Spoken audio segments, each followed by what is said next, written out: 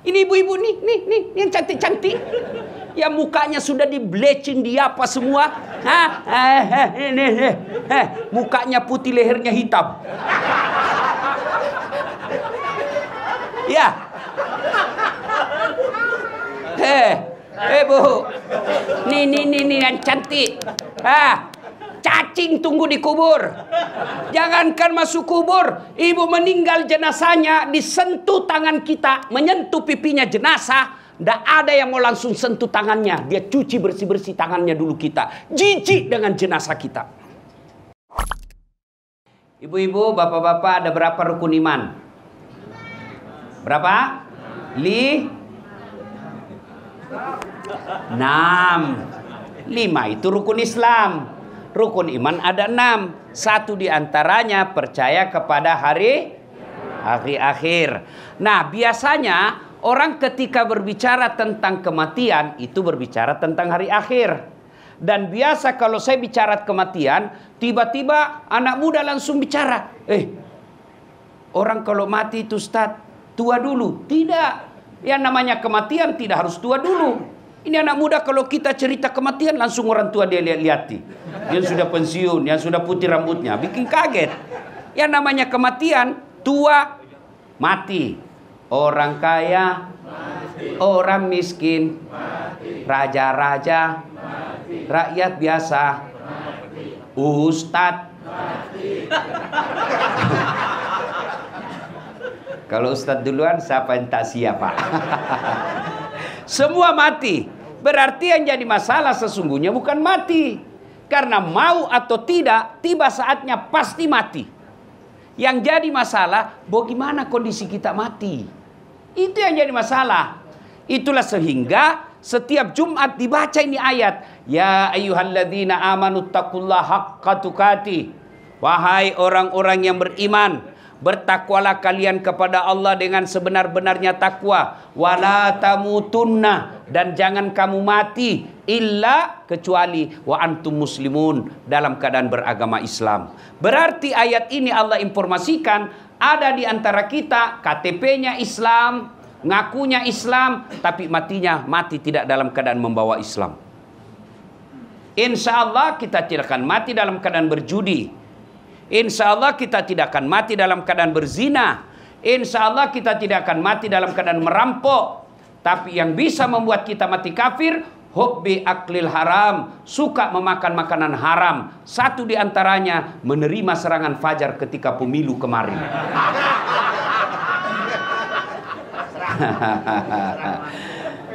Ini betapa hancurnya moral bangsa kita, Pak. Saya kan selesai pemilu tetap ceramah keliling Indonesia, Pak. Apa rakyat bilang apa itu serangan fajar? Dia ganti bukan serangan fajar. Dia ganti apa, Pak? Sedekah subuh. Apa ndak hancur, Pak? Ya, Ibu Bapak, saya yakin Bapak Ibu tidak yang hadir di sini tidak terima serangan fajar. Tapi kalau ada yang jadi sponsor serangan fajar, itu bagian daripada kebatilan.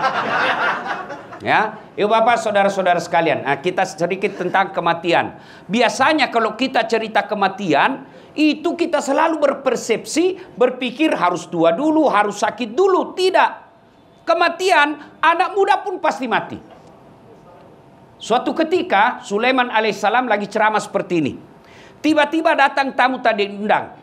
Berkatalah tamu tadi, Assalamualaikum warahmatullahi wabarakatuh ya Rasulullah. Waalaikumsalam warahmatullahi wabarakatuh. Nabi Sulaiman katakan, silakan masuk, duduk. Duduklah tamu tadi. Nabi lanjutkan ceramahnya. Belum selesai Nabi ceramah, tiba-tiba tamu tadi, Pak, diangkat tangan. Ya Rasul, ada pekerjaan saya penting, tidak bisa ditunda dan tidak bisa dimajukan. Saya izin pamit dulu. Kata Nabi, silakan. Berangkatlah tamu tadi. Sepeninggal tamu tadi, Nabi bertanya kepada jamaahnya, saudara-saudara sekalian, ada yang tahu siapa itu tadi tamu? Tidak ya Rasul, Anda yang lebih tahu. Nabi Sulaiman katakan, itulah tadi yang memisahkan dengan segala orang yang kau cintai di dunia. Itulah tadi yang memisahkan kamu dengan harta yang kau miliki. Itulah tadi yang memisahkan antara jasad dengan rohmu. Itulah tadi malaikat pencabut nyawa yang setiap kali datang pasti ada yang ingin diambil dan tidak kembali sebelum diambil yang diinginkan. Selesai berkata begitu, tiba-tiba dari belakang ada anak muda, dia angkat tangannya.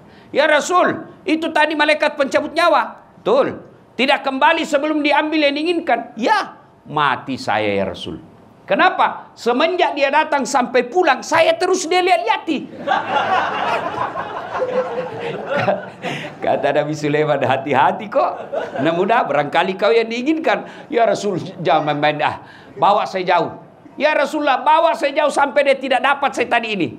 Nabi Sulaiman katakan, baik. Angin, tolong terbangkan anak muda ini. Nabi Sulaiman dengan izin Allah, mukjizatnya pandai bicara dengan binatang, pandai perintah angin.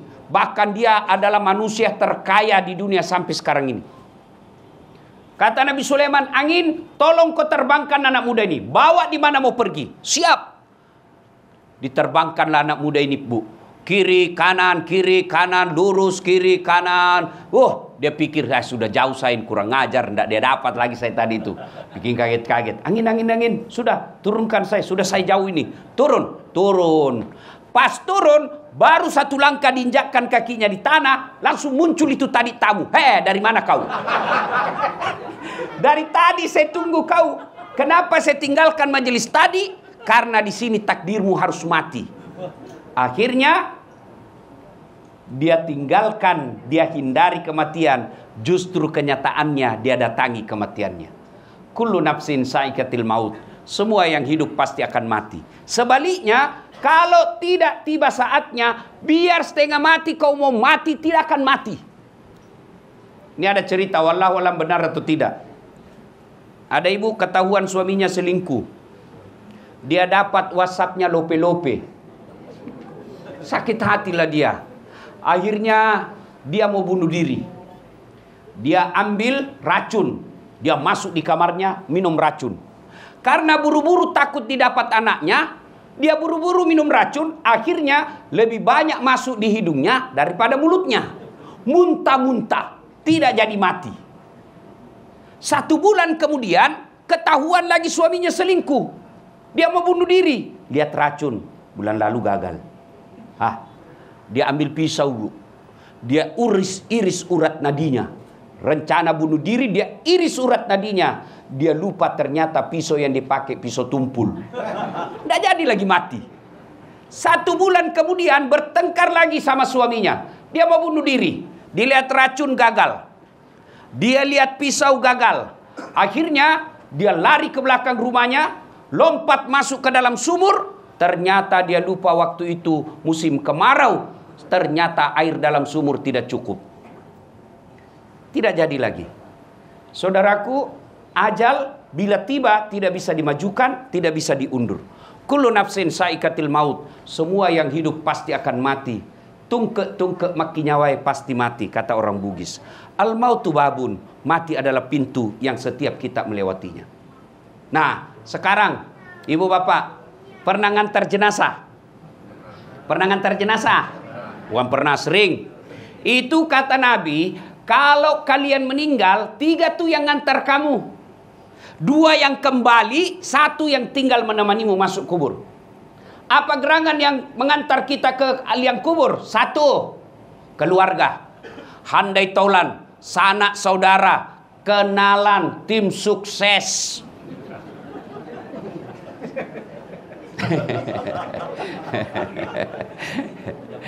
Ya, jangan lihat Pak Lanyala. Tim sukses semua ikut ngantar kita. Tapi demi Allah, tidak ada satupun yang mau masuk menemani kita di kubur. Jangankan masuk ke dalam kubur, tidur aja di atas kubur kita, di samping kubur, tidak ada.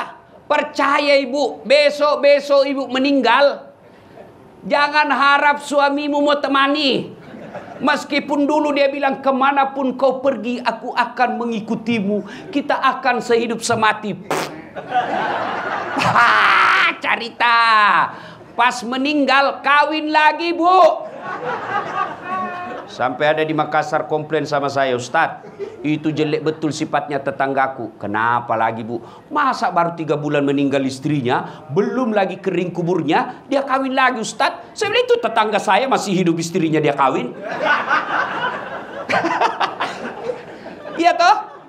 Masya Allah, Ada kawan saya, Pak Ketua DPD, kawan saya, waktu meninggal istrinya, nangis Bu. Ini kisah nyata, bengkak matanya. Dia bilang apa? Ustadz, rasanya tidak bisa lagi aku lanjutkan hidupku.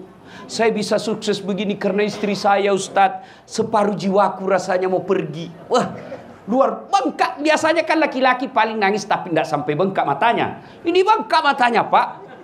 3 bulan kemudian saya pergi jogging di pantai, di Losari. Saya jogging. Ketemu saya sama dia. Tiba-tiba di sampingnya ada perempuan cantik, putih, masih muda, panjang rambutnya, tidak pakai jilbab. Saya senggol dia. Pak Haji, siapa itu Pak Haji? Dia bilang, Ustadz, yang baru.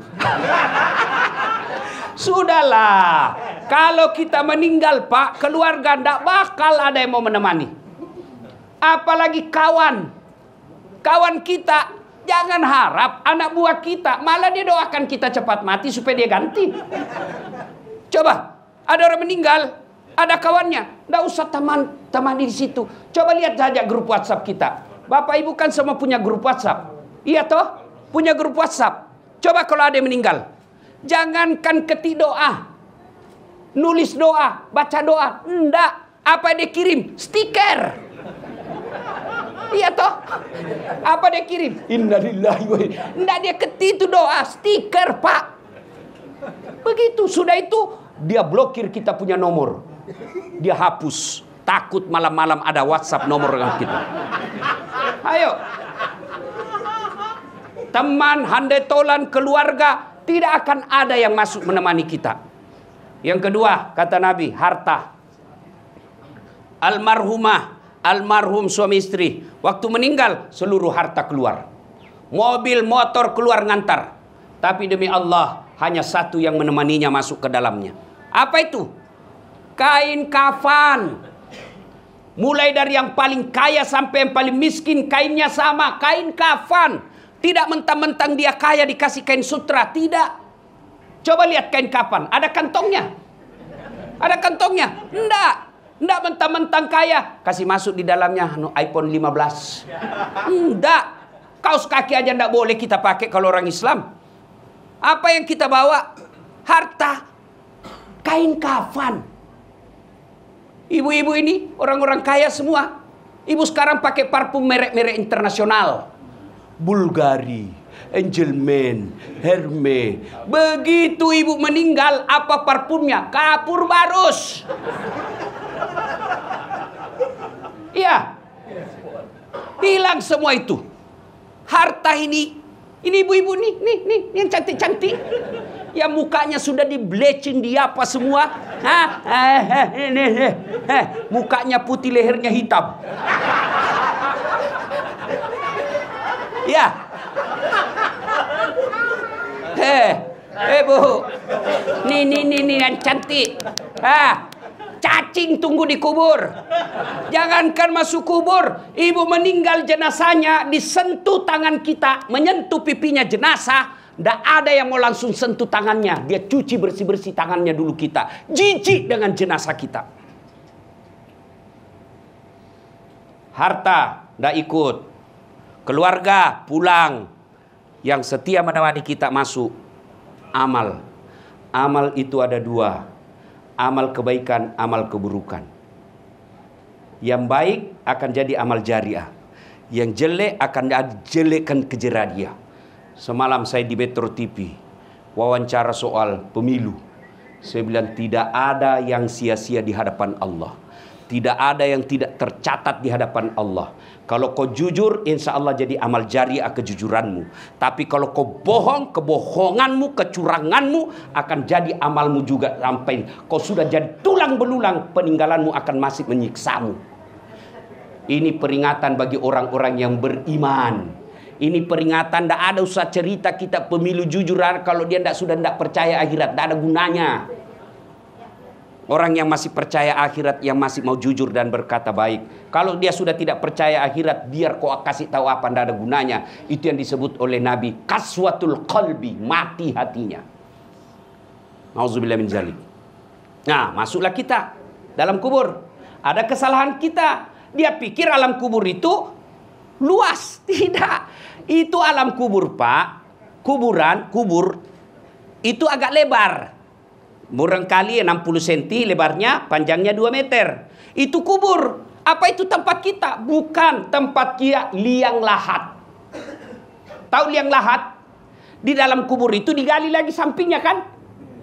Yang pas-pas dengan tubuh kita, nggak bisa gerak, nggak bisa apa-apain. Masuklah kita di situ. Jadi kalau ada orang jahat dunia, Pak, suruh lihat aja orang dimasukkan di kubur. Mau kemana? Kau pasti mati. Mau kemana? Pasti kamu mati. Itu dalam surah Yusuf itu dijelaskan. Silakan akhir-akhir surah Yusuf, Bapak buka. Bahasa Indonesianya begini, kurang lebih Allah katakan begini. Silakan lakukan apa yang kamu mau lakukan semau-maumu, karena kami pun menunggu kelakuanmu nanti di akhirat. Kita tunggu semua itu. Allah tunggu semua kelakuanmu itu.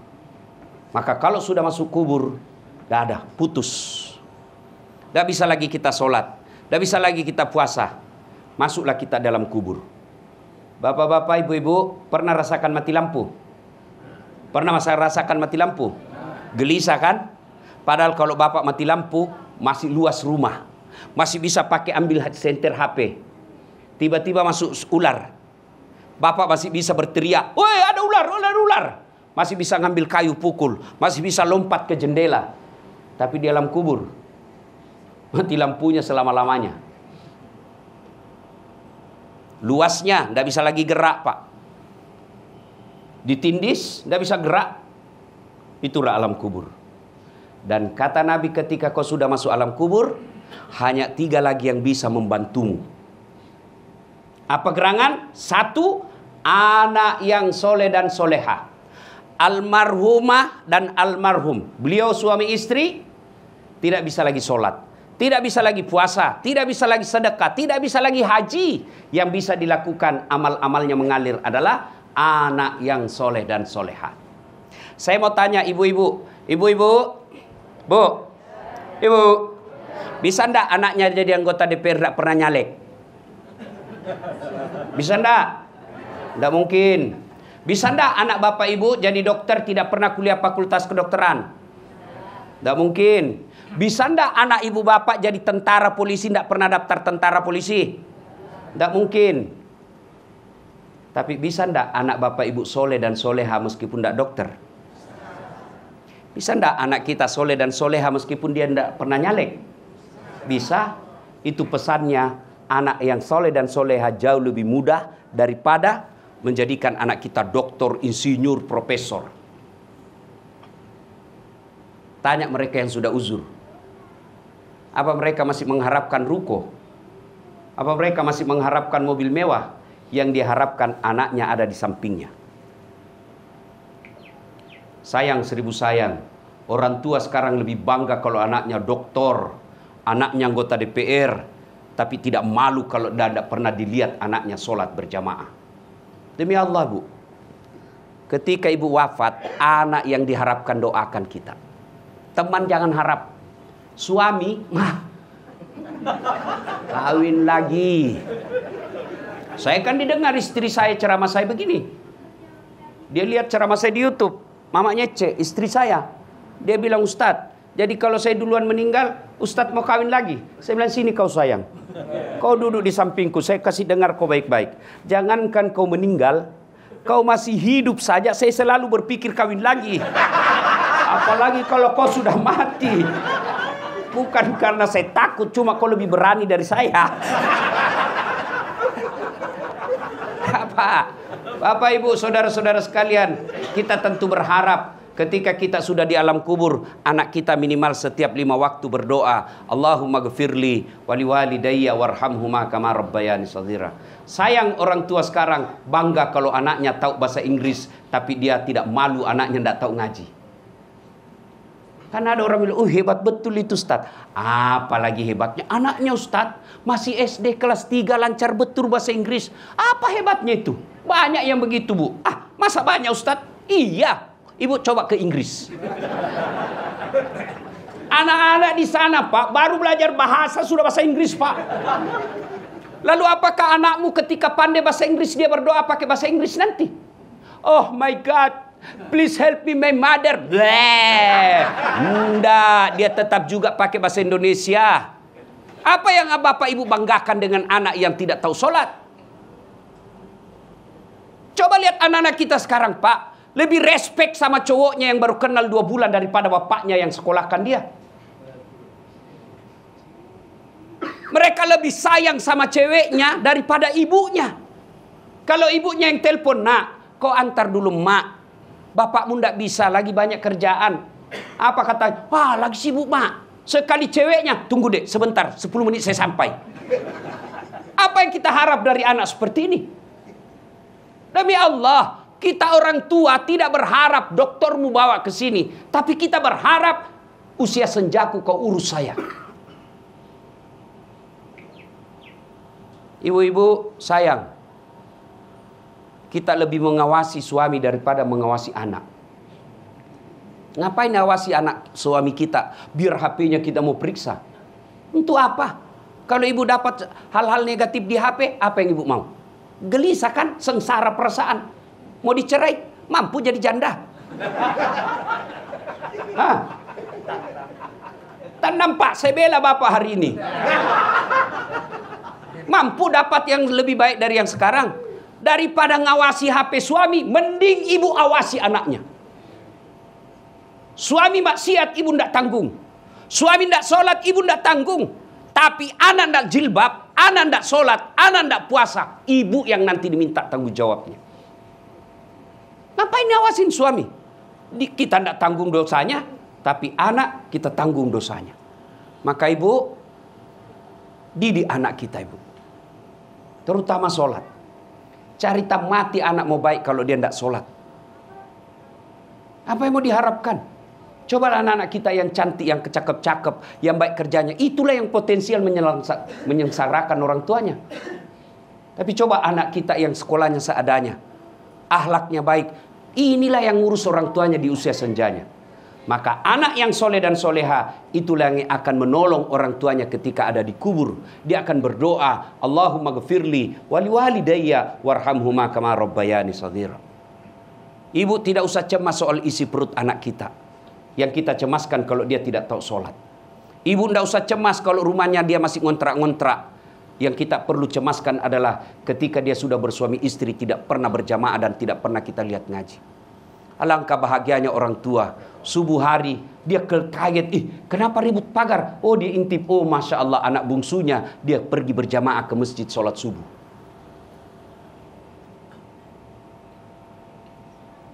Alangkah sengsaranya kita orang tua. Anak kita tengah malam baru datang. Siapa yang ngantar cowoknya? Jam 2 dini hari baru pulang. Apa yang ibu bapak harap dari anak seperti itu? Maka kita berharap tentunya almarhum almarhumah punya anak yang soleh dan soleha. Sehingga menjadi kekayaan buat almarhum almarhumah di alam kubur. Yang kedua, yang bisa menolong kita, sedekatun jariah, sedekah. Ini ibu-ibu ini, ibu-ibu terhormat semua di dalam sini. Ya, banyak saya lihat semua emas berliannya. Ibu, ibu, kalau ibu meninggal siapa yang pakai itu emas berlian? Siapa ibu? Anak, istri kedua. Hancur ibu-ibu hari ini. Ayo, coba lihat. Ketika ibu meninggal, dikeluarin itu cincin. Nangislah suami. Ini cincin pernikahan kita dulu ibu. Dia tarik, dia paksa keluar. Sudah itu dia cabut lagi gelangnya. Ini ulang tahun pernikahan kita dulu ibu, saya belikan kau di Dubai. Dia cabut lagi, kau punya kalung ini ibu dulu. Waktu kita pergi umroh ibu, habis emas diambil. 3 bulan kemudian kenal sama janda. Dia ambil semua emas, dia kasih jandanya. Dek, ini mantan istriku sudah mati. Dia bilang sudah mati, ambilin emas. Maka ibu, daripada dipakai istri kedua, mending ibu sedekah sekarang. Sedekah. Dan enaknya ibu-ibu seperti yang di dalam ini yang kaya-kaya, ngapain pakai yang asli bu? Lebih asli jual jadikan masjid. Itu yang namanya pandai menyikapi harta. Apalagi kalau ibu sudah pakai 20 tahun, ngapain lama-lama? Orang juga sudah tahu ibu kaya. Itu enaknya jadi orang kaya, biar palsu. Masa palsu? Orang kaya itu. Iya toh? Beda kita orang miskin. Sudah asli, di mana dia dapat? Iya Bu. Hei, Bu, sedekah. Sedekah. Dan demi Allah, tidak ada orang bangkrut gara-gara sedekah. Carikan saya orang yang bangkrut gara-gara sedekah. Saya tahu Pak Lanyala, sekampung kami orang Bugis. Salah satu sebabnya eksis sampai sekarang karena dermawan. Bapak tahu Pak JK? Berapa kali mau dihancurkan, dia apa, diserang kiri kanan. Alhamdulillah Allah lindungi. Salah satu sebabnya ribuan anak yatim beliau pelihara. Tidak ada orang senang itu orang pelit Pak. Sebaliknya tidak ada orang yang tidak senang orang dermawan. Saya tanya, ibu-ibu senang mantu yang pelit atau dermawan? Dermawan. Ibu-ibu senang tetangga yang pelit atau dermawan? Bapak-bapak senang sahabat yang pelit atau dermawan? Itu tidak ada orang suka orang pelit. Sedekahlah. Sedekah. Dan hebatnya itu sedekah, Allah pasti ganti. Ibu, daripada setengah mati pelihara jaga-jaga WhatsApp, lebih baik sedekah tolak balas suami.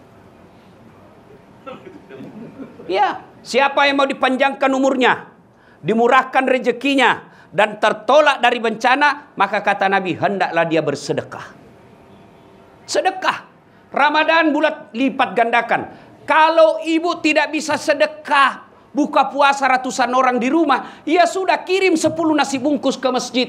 Yang makan ternyata ustadz, yang makan ternyata penghafal Quran, yang makan ternyata Pak Imam. Selama darah dagingnya itu dia pakai beribadah, selama itu yang kirim nasi bungkus dapat pahala. Sedekahlah. Saya tidak bisa nasi bungkus, saya hanya bisa sandal jepit dari toilet ke pintu masjid. Ya sandal jepit, dicuri orang. Alhamdulillah, mau amal baru. Bersedekahlah.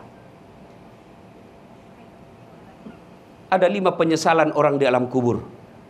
Satu di antaranya, ketika sudah dia gosok meninggal arwah, dia gosok matanya, dia buka, kata dia, saya di mana? Kau sudah meninggal, dah saat.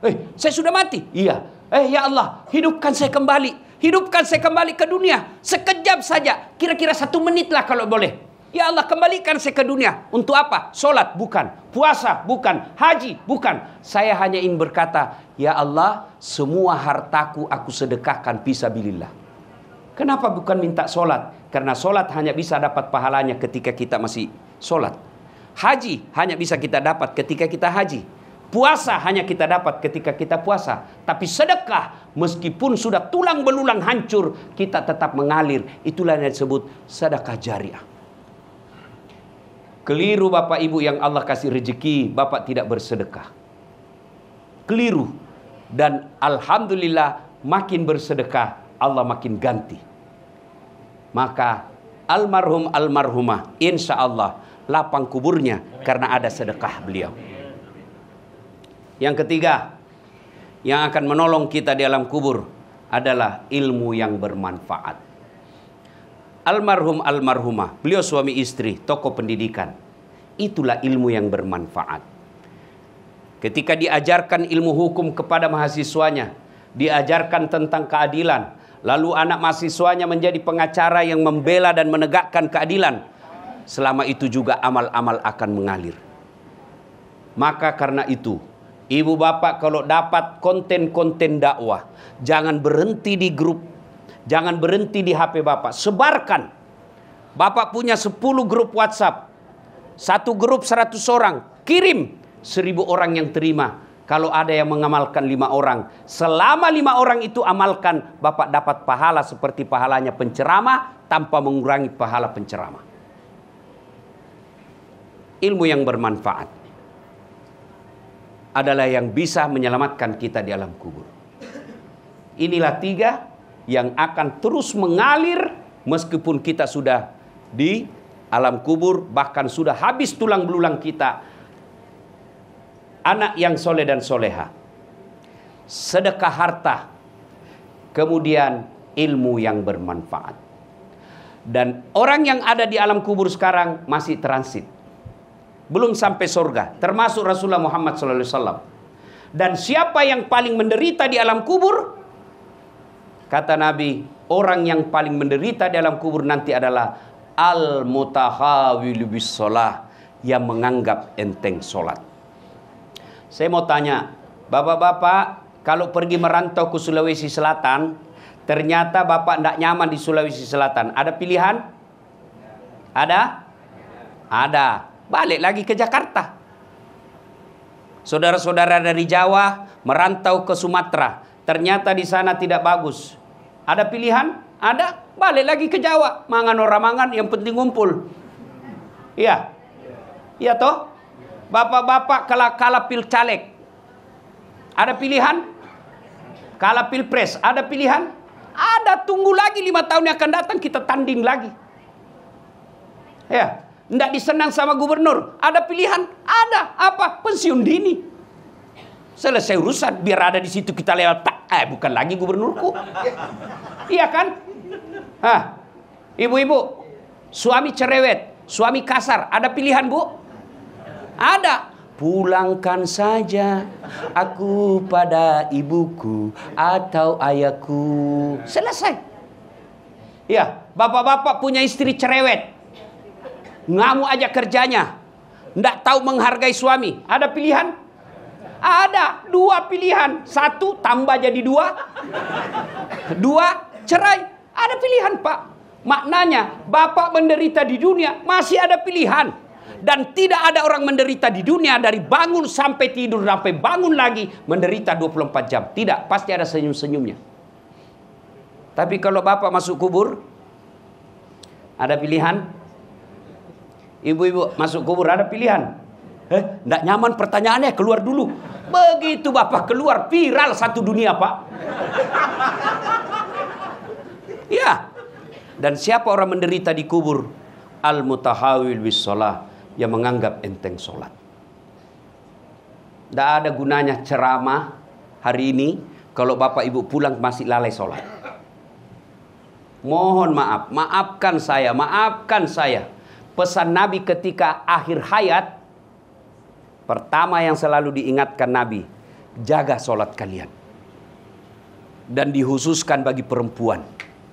Kenapa? Karena pada kondisi dan keadaan tertentu, perempuan paling banyak melalaikan sholatnya. Kapan Ustadz? Ada pengantin. Coba perempuan kalau ada pengantin, bukan cuma uang dia sumbang, sholatnya juga disumbangkan. Ya kan? Diundang jam 11. Ke salon jam 8. Sudah itu mukanya sudah penuh dempul. Ya kan? Tiba duhur. Kata suaminya, Bu, saya sudah jualkan kau sawah di kampung supaya bisa haji. Ini kau sudah haji tidak sholat, kau pergi sholat. Apa kata istrinya? Kau sadar, Pak? Saya sadar ini, saya suruh kau sholat. Kau sadar, Pak? Kau udah lihat ini makeup-ku 700.000 ini di salon. Oh, haula wala quwata illa billah. Lebih disayang makeup-nya daripada sholatnya. Tahu enggak hukuman orang tidak sholat? Buka surah Al-Hajj ayat 47. 1 kali meninggalkan sholat, Allah hukum 1 hari di neraka. Al-Quran surah Al-Hajj 47. Berapa yang namanya 1 hari di neraka? 1000 tahun dunia. Jadi kalau tidak sholat subuh tadi, 1 hari bapak dibakir di neraka. Berapa 1 hari? 1000 tahun dunia. Maka jangan anggap remeh sholat. Bagaimanapun kondisi dan keadaan bapak, sholat. Saya tidak bisa kena air, Ustaz. Allah kasih keringanan, tayamum. Yang penting tayamumnya yang benar. Jangan tayamum sambil gosok-gosok kaki, salah itu. Ada juga saya lihat di pesawat tayamum dia kumur-kumur, Pak. Saya beleng-beleng. Ya kan? Ustaz, saya lagi sakit, Ustaz. Adakah kala sakitnya Nabi Ayub alaihissalam? Tapi beliau tetap sujud beribadah kepada Allah. Kita baru sariawan, tidak sholat. Kalau sariawan dia sholat, sariawan lah.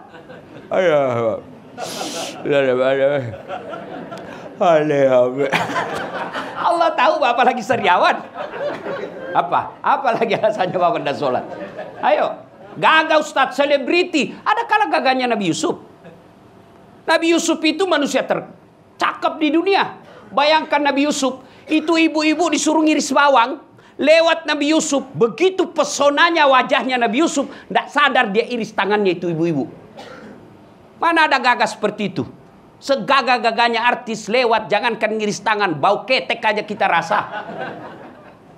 Yusuf alaihissalam cakap tetap beribadah kepada Allah. Dia pintar Ustaz. Ada kala pintarnya itu Nuh alaihissalam sampai sekarang teknokrat yang belum ada yang saingi. Orang semua bikin perahu. Orang Sulawesi pandai bikin perahu namanya pinisi. Di mana dia bikin perahu? Pesisir pantai. Nabi Nuh di atas gunung dia bikin perahu, Pak. Tetap beribadah kepada Allah. Maka tidak ada alasan kita tidak sholat. Sholat. Kalau orang sudah tidak sholat, tidak ada semua nilai sholatnya. Tidak ada semua nilai dia punya. Kenapa? Yang pertama kali nanti diperiksa sholat. Puasa bagus, tapi tidak sholat tidak ada gunanya. Saya memberikan ilustrasi sederhana. Bapak ibu saudara-saudara sekalian sering ke bank, nabung, kenal sama yang apa sih namanya itu yang terima duit kita? Teller, apa? Ya itu, ya. Nah itu kalau dia kenalan sama bapak kan sudah sering. Besok bapak mau ngambil duit, boleh enggak langsung ambil? Mana uangku? Kau kenal saya kan? Iya, mana uangku? Ya saya simpan 100 juta. Boleh enggak ambil seperti itu? Enggak. Dia akan tanya, mana buku rekeningnya? Hilang. ATM-nya hilang juga. Bapak boleh ambil tapi urus dulu. Kau kenalkan saya dan kau lihat itu uang saya. Iya bapak betul, tapi bapak harus urus dulu surat keterangan hilang di kepolisian. Begitu juga di akhirat. Bapak punya puasa, bapak punya haji, bapak punya sedekah, bapak punya silaturahmi, menyekolahkan anak yatim, tapi tidak sholat. Mana? Kata Allah, kata Nabi, malaikat penjaga, mana buku rekeningmu? Apa itu? Sholat. Tidak ada. Kau urus dulu keterangan hilang di neraka. Kau ke neraka dulu. Apa susahnya sholat? Ibadah yang paling gampang. Puasa Pak, 30 hari orang lapar. Dari subuh sampai maghrib. Haji perlu dana. 1 bulan kita tinggalkan pekerjaan. Zakat perlu modal. Sholat, apa susahnya? Saya tidak tahu bacaan Ustaz. Wala tayasu min rauhillah. Jangan kau putus asa. Salat jamaah. Asa salat jamaah. Kalau imam sudah baca, makmum sudah diwakili. Selesai. Apa lagi? Tidak ada kecuali malas. Kenapa ini sholat penting? Karena dia adalah puncak penghambaan kepada Allah Subhanahu wa Ta'ala. Bapak haji boleh sambil dagang. Bapak puasa boleh sambil dagang. Tapi sholat tidak boleh ada kegiatan lain. Kenapa? Kamu lebih menghamba. Mana boleh kita sholat Allahu Akbar. Begadang jangan begadang. Batal sholatnya. Allahu Akbar. Pak Haji berapa gas? 20.000. Nggak bisa. Kenapa? Kamu lagi menghamba kepada Allah. Disinilah puncaknya. Maka sholat adalah as-sholatu imanuddin. Sholat tiangnya agama.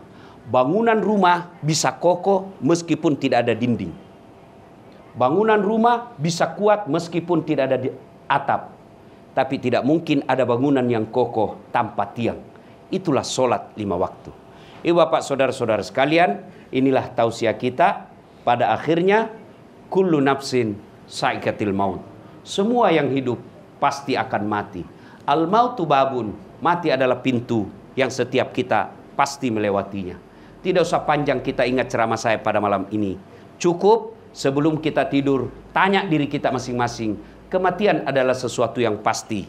Sudah siapkah saya menghadapi kematian? Dan apa bekal dalam menghadapi kematian? Sebaik-baik bekal adalah takwa. Di antaranya sholat 5 waktu. Mari kita akhiri dakwah kita ini dengan mengirimkan suratul Fatihah kepada Rasulullah Muhammad SAW. Khasiat dan keutamannya kita ikhlaskan untuk almarhumah Profesor Dr. Haja Yuyun Muslim Tahir SH. Ila hadratin Nabi Mustafa Muhammad SAW. Al-Fatihah.